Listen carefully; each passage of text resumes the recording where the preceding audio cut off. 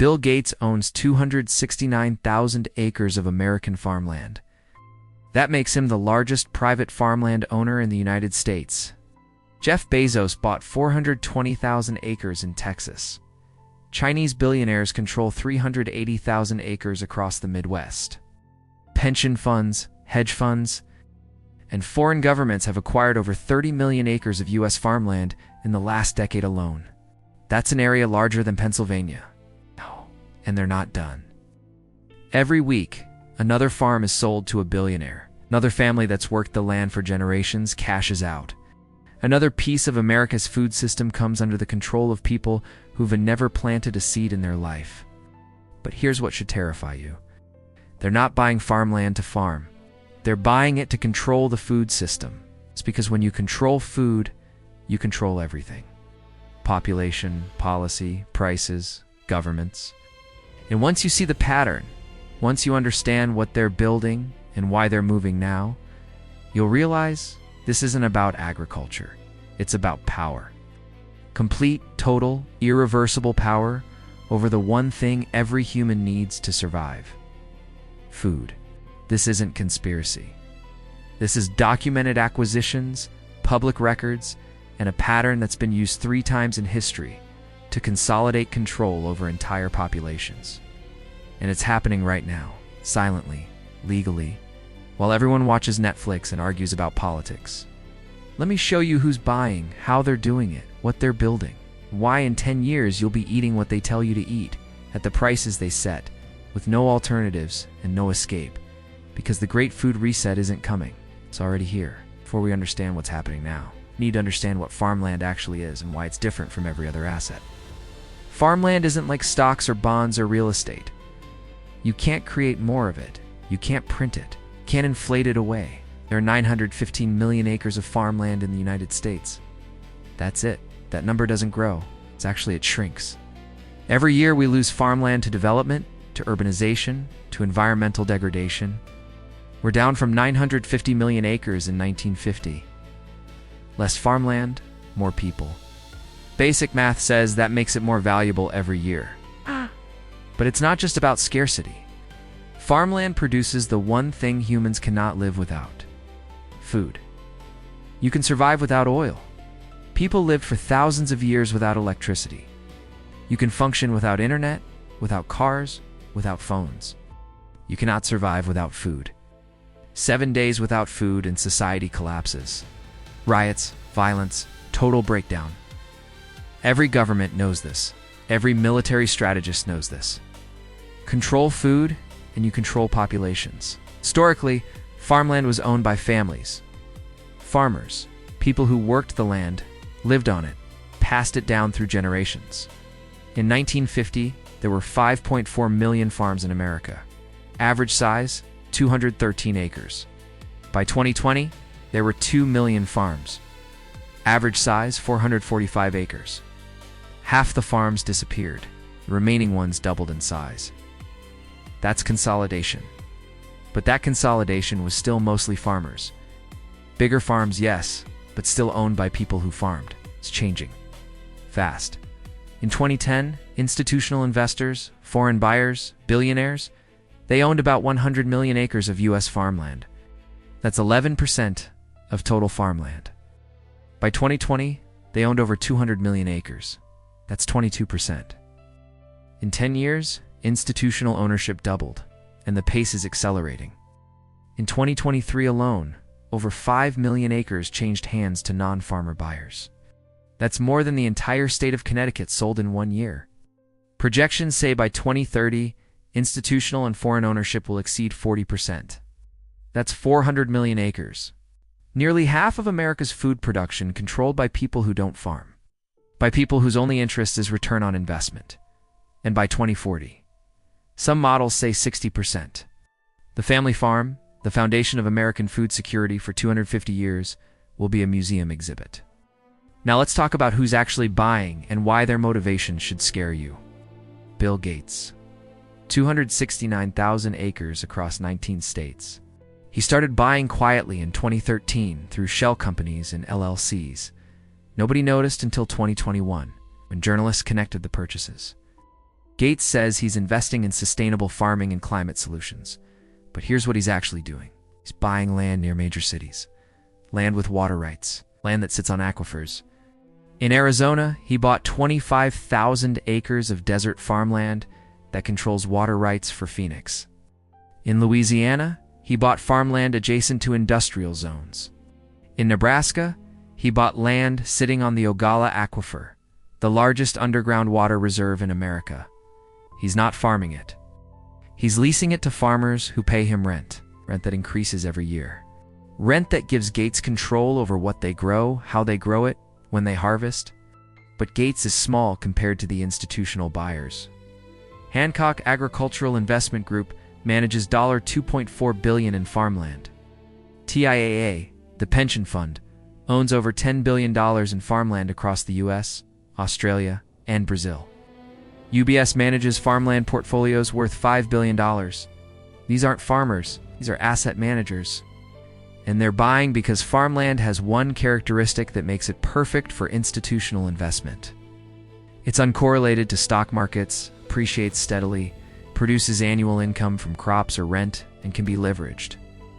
You can borrow against farmland at low rates, buy more farmland, leverage again. It's the perfect asset for the low-interest environment we've had for 15 years. Then there's the foreign buyers. Chinese investment firms have acquired over 380,000 acres of U.S. farmland. Saudi Arabia and UAE bought land in Arizona and California, specifically for water rights to grow alfalfa and ship back to the Middle East. They're draining American aquifers to feed Saudi cattle. And it's legal. A Chinese company, Fufeng Group, bought 370 acres in North Dakota near a U.S. Air Force base. That deal got blocked by Congress, but hundreds of other purchases go through without scrutiny. The USDA tracks foreign ownership, but the data is years behind and full of gaps. But here's what connects all these buyers. None of them are buying farmland because they love farming. They're buying it because they see what's coming. Water scarcity, climate disruption, food insecurity, inflation. Farmland is the ultimate hedge against chaos. When currencies collapse, when markets crash, when governments fail, people still need food. And whoever controls the land that produces food controls everything. Now let me show you the mechanism they're using. It's not a conspiracy, it's just finance. But it's devastatingly effective. Here's how it works. A billionaire or institution identifies farmland. They approach the farmer who's owned it for generations. They offer 20% above market value. Cash, no contingencies, closes in 30 days. For a farmer who's worked the land for 40 years, who's tired, whose kids don't want to farm, who faces equipment costs, seed costs, drought, floods, commodity prices that barely cover costs, this offer is life-changing. Take the money. Retire. Let someone else deal with the headaches. Farmer sells. The billionaire doesn't farm it. They lease it back to the farmer, or to another farmer. The lease agreement specifies what can be grown, what methods must be used, what chemicals are acceptable. The farmer becomes a tenant on land his family once owned.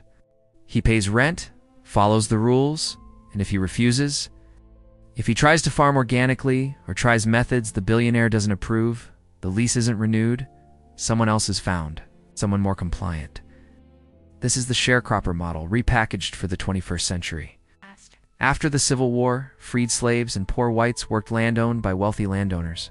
They paid rent and crops. They couldn't save money, couldn't buy land, stayed trapped in cycles of debt. We thought that system ended.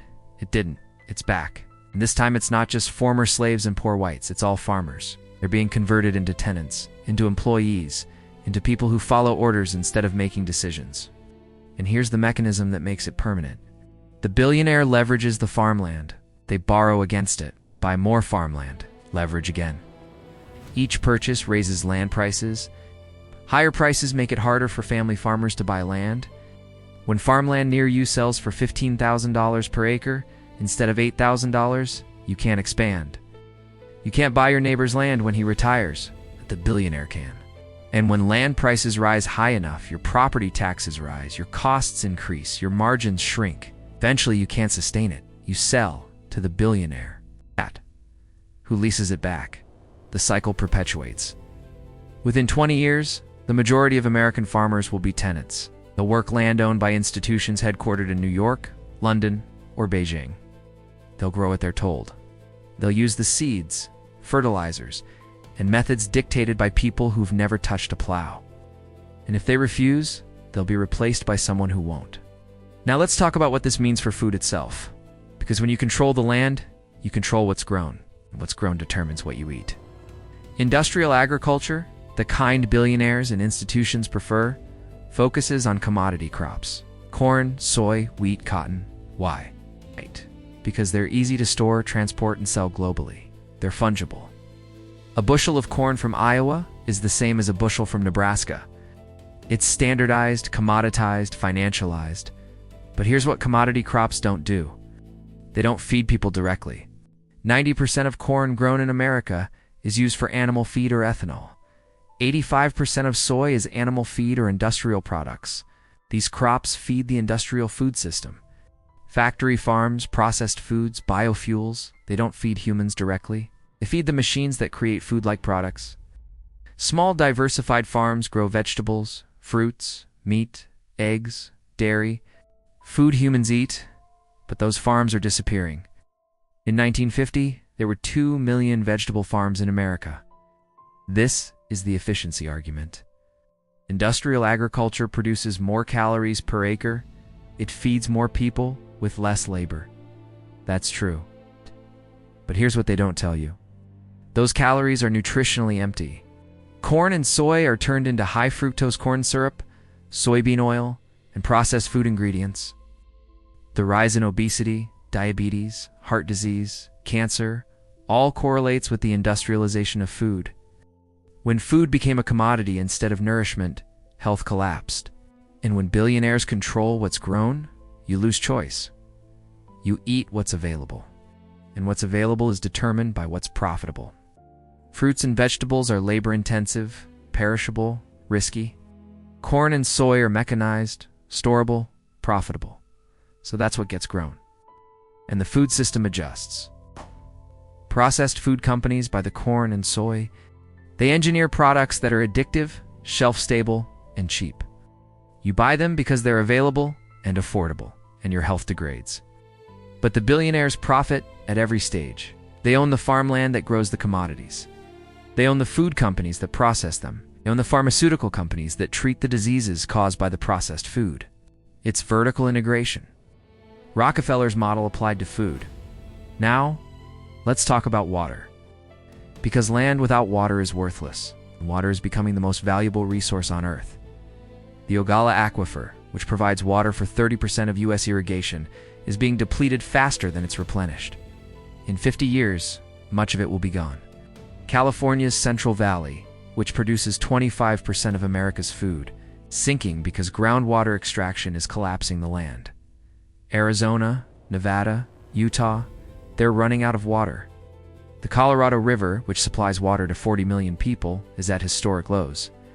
Billionaires know this. That's why they're buying land with water rights. In the western U.S., water rights are tied to land ownership. If you own the land, you control the water. Gates owns land in Arizona with water rights. Saudi Arabia owns land in California with water rights. Chinese firms own land in Texas with water rights. They're not buying the land for the soil, they're buying it for the water. And here's the mechanism that makes this catastrophic. Water rights can be sold separately from the land. In some states, you can own land, sell the water rights to someone else, and the land becomes useless. This is already happening. Investment firms are buying water rights from farmers, then selling the water to cities or industries at massive markups. The farmer still owns the land, but can't irrigate.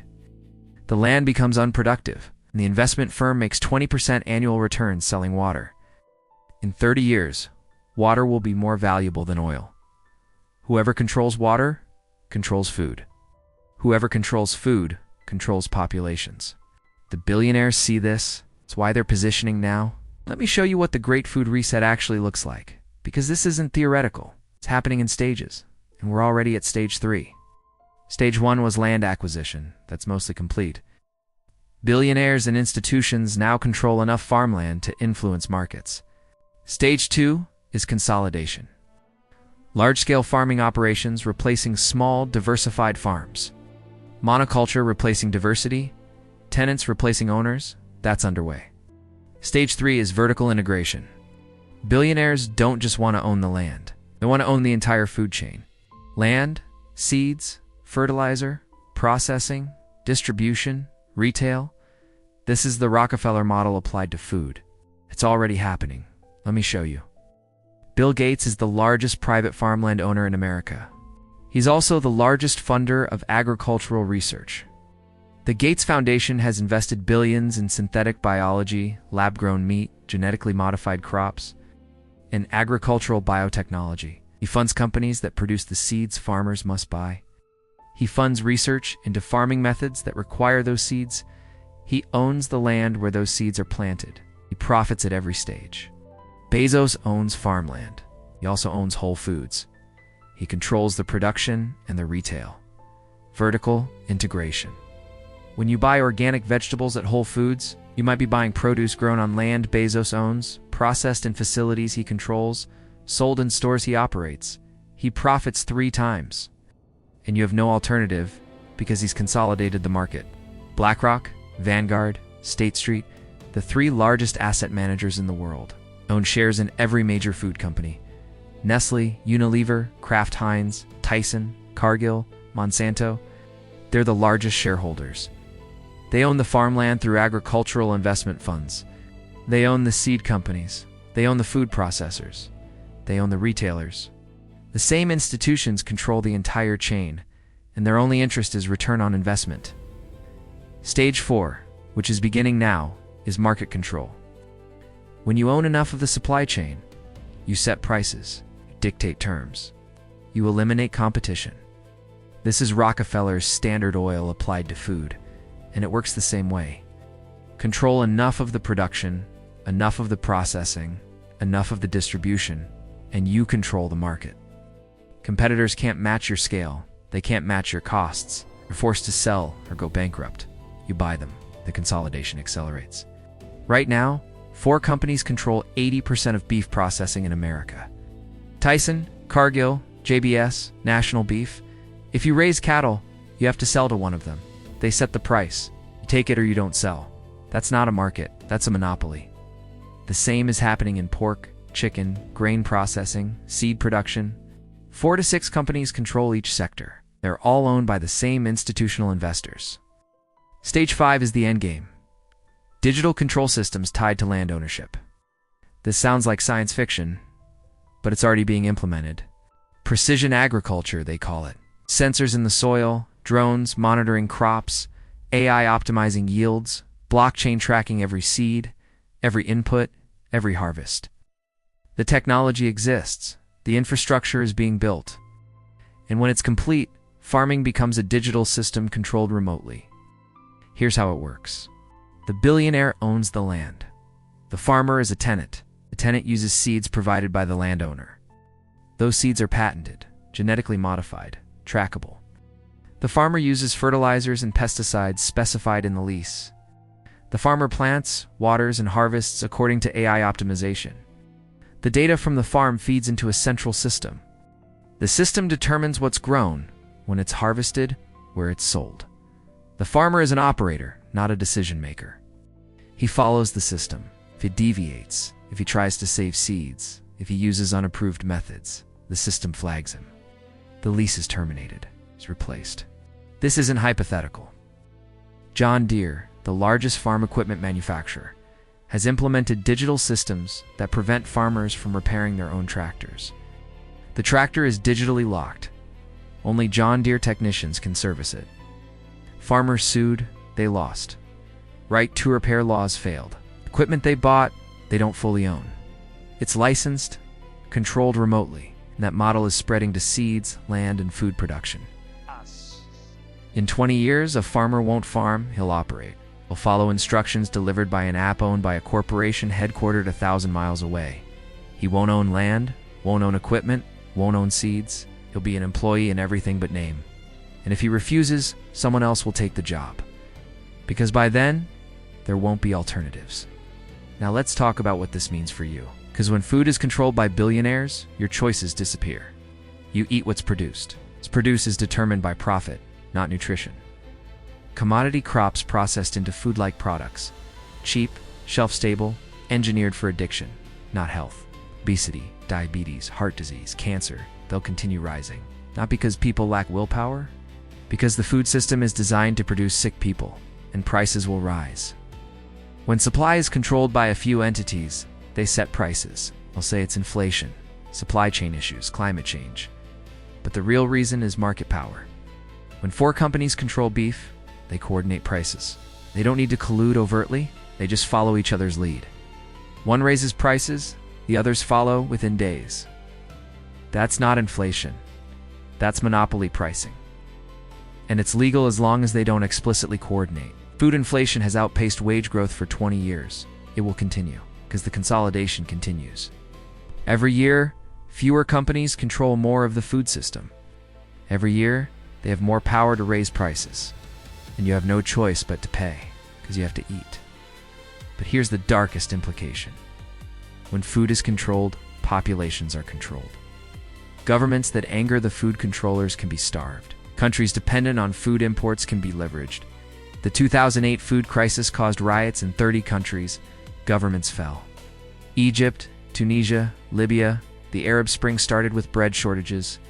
Food riots toppled regimes that had lasted decades. Now imagine a world where a few billionaires and institutions control 60% of global farmland. Imagine a drought, a crop failure, a logistics disruption. Who decides who eats? The billionaires. They decide which countries receive shipments. They decide which populations are prioritized. Governments, even powerful ones, will negotiate.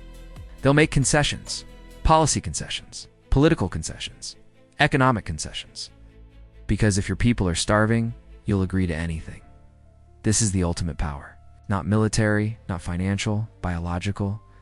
Control food, and you control survival. And that power is being consolidated right now by people who've never farmed, who see food as an asset class, who optimize for returns, not for nourishment. It's not for sustainability, not for human welfare, just returns. Now let me show you the historical parallels, because this has happened before. 3 times food control was used to dominate populations, and every time it ended in famine, suffering, and millions dead. First, the British in India. During the Bengal famine of 1943, 3 million Indians starved to death. Not because there wasn't food, there was, but the British controlled it. They diverted grain from Bengal to British soldiers in British cities. Churchill said Indians were breeding like rabbits, and the famine was their own fault. The food was there. Control was used to prioritize British interests over Indian lives. 3 million dead. Second, the Soviet Union. Stalin collectivized agriculture in the 1930s. Family farms were seized. Farmers became workers on state-owned collective farms. Production quotas were set by Moscow. Ukraine resisted. Stalin engineered a famine. Grain was confiscated. Exports continued even as Ukrainians starved. The Holodomor killed 4 million Ukrainians in 1933. Again, the food existed. Control was weaponized. Third, China's Great Leap Forward. Mao collectivized agriculture. Communes replaced family farms. Central planning replaced local knowledge. Quotas were absurd. Officials lied about production to meet targets. Grain was shipped to cities while rural areas starved. Between 1959 and 1961, 30 million Chinese died. The largest famine in human history. Caused not by drought or natural disaster, caused by centralized control of food production. 3 times, 3 famines, tens of millions dead. And every time, the mechanism was the same. Centralized control, consolidation of farmland, elimination of small producers, prioritization of political goals over human needs. We think it can't happen here. We think America is different. But the mechanism is being built. Billionaires consolidating farmland, corporations controlling the food chain, institutional investors optimizing for returns. The pieces are in place. And history says once control is consolidated, it will be used. Not for your benefit, for theirs. Now let's talk about what can be done, because this isn't inevitable. It's a choice. Policymakers are choosing not to act. Citizens are choosing not to pay attention. But the trajectory can be changed. Here's how. First, cap foreign ownership of U.S. farmland. Many countries already do this. Australia caps foreign farmland ownership at 15%. New Zealand requires approval for foreign land purchases. China prohibits foreign ownership of agricultural land entirely. The US has no meaningful restrictions. We should. Bill limiting foreign ownership to 5% of total farmland, with mandatory disclosure and approval processes. If China can protect its farmland, so can we. Second, break up agricultural monopolies. Use antitrust laws that already exist. The Sherman Act prohibits monopolies. Clayton Act prohibits mergers that reduce competition. Force them. 4 companies controlling 80% of beef processing is illegal. 6 companies controlling seed production is illegal. The DOJ and FTC have the authority. They're choosing not to use it. Why? Because those companies lobby, donate to campaigns, fund think tanks that argue monopolies are efficient. It's regulatory capture, Rockefeller's playbook, but the laws exist. Use them. Third, support policies that favor family farms. Tax incentives for farmland that remains in family ownership. Penalties for institutional ownership that exceeds certain thresholds. Subsidies for small, diversified farms instead of commodity monocultures. The current Farm Bill subsidizes corn and soy. It incentivizes industrial agriculture. Redirect those subsidies. Support farmers who grow food humans eat. Support farmers who farm sustainably. Support farmers who stay independent. Fourth, invest in local food systems. Farmers markets, CSAs, community-supported agriculture, food co-ops. Every dollar spent locally is a dollar not going to the industrial system. It's a vote for decentralization. It's a vote for food security that isn't controlled by billionaires. And it scales. If 10% of Americans bought food locally, the industrial system's power would weaken. If 30% did, it would break. Fifth, advocate for right to repair laws for farm equipment. Farmers should own what they buy. Equipment shouldn't be digitally locked. Data from farms shouldn't be proprietary. These are basic ownership rights, and they're being stripped away by corporations. Push back. Support right to repair legislation. It's happening at the state level. Make it happen federally. But here's the truth. These solutions require political will. They require public awareness. And right now, most people don't know this is happening. They don't know Bill Gates owns 269,000 acres. They don't know Chinese firms own nearly 400,000 acres. They don't know BlackRock and Vanguard control the food system. They don't know because media doesn't cover it. Why? Because the same billionaires who own the farmland own the media companies. Bezos owns the Washington Post. Bloomberg owns Bloomberg News. The food system and the information system are both controlled by the same people. So awareness is the first step. You're aware now. Share this. Make others aware. Because once people see the pattern, once they understand that food security is being systematically dismantled and replaced with corporate control, they'll demand action. Politicians respond to pressure. Corporations respond to boycotts. The system can be changed, but only if enough people understand what's happening and refuse to accept it. The Great Food Reset is the consolidation of food production into the hands of billionaires and institutions. It's the conversion of farmers into tenants. It's the elimination of choice. It's the weaponization of food for profit and control. It's happening right now, legally, quietly. While everyone watches the news and argues about politics that don't matter, Bill Gates, Jeff Bezos, Chinese billionaires, BlackRock, Vanguard, they're not buying farmland because they love farming. They're buying it because they see the future.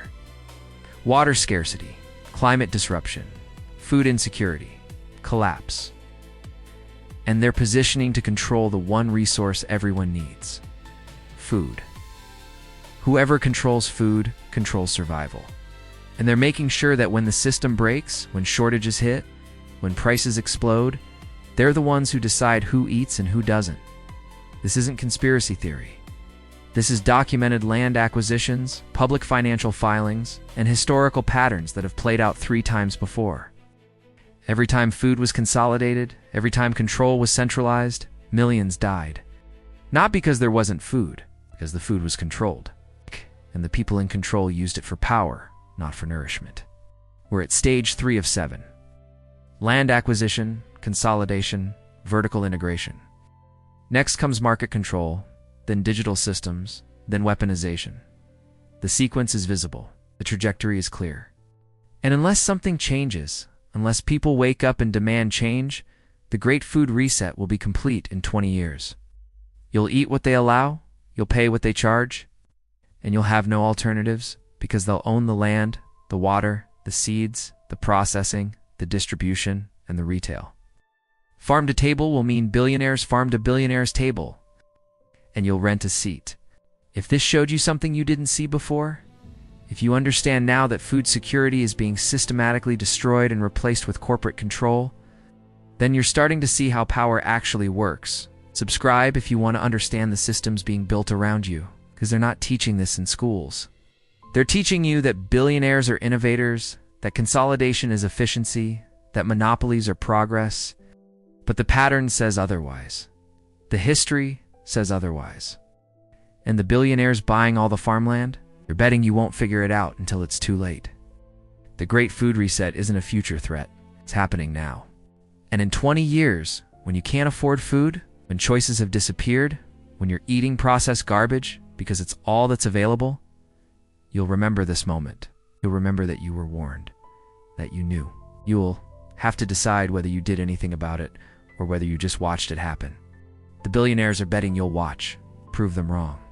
Now tell me in the comments, do you think this farmland consolidation is a legitimate threat? Or am I connecting dots that are into there? Are billionaires building a control system or just making smart investments? I want to know what you think because this affects every single one of us. If this opened your eyes to something real, hit the like button. Subscribe if you want to keep seeing how these systems actually work. And click on the video appearing on your screen right now. It's called If All Countries Are in Debt. Who actually owns the debt? Because food and debt, they're connected. Once you see how, you'll understand exactly why the same people buying farmland also control the money supply. Watch it now.